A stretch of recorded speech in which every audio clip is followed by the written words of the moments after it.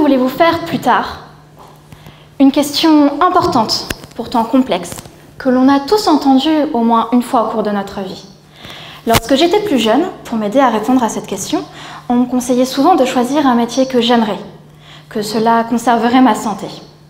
Si je n'ai pas trop à me plaindre des choix professionnels que j'ai pu faire jusqu'à présent, il semblerait pourtant que ce conseil ne s'applique pas à tout un chacun, et que l'amour de son métier ne protégerait pas en toutes circonstances sa santé. Prenons l'exemple des agriculteurs. Souvent passionnés par leurs emplois, ils sont globalement en meilleure santé que le reste de la population. Ils fument moins, ils bougent plus.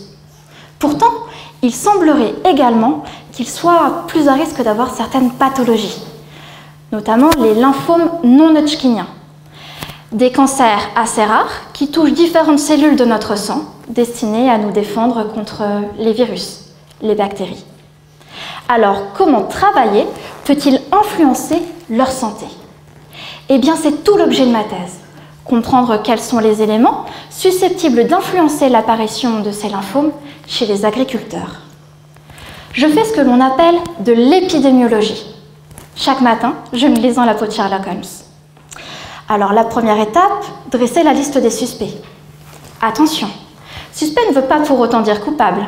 Pensons à la présomption d'innocence. Seule l'accumulation de preuves, d'indices, permettra de définir ou non la culpabilité d'un suspect.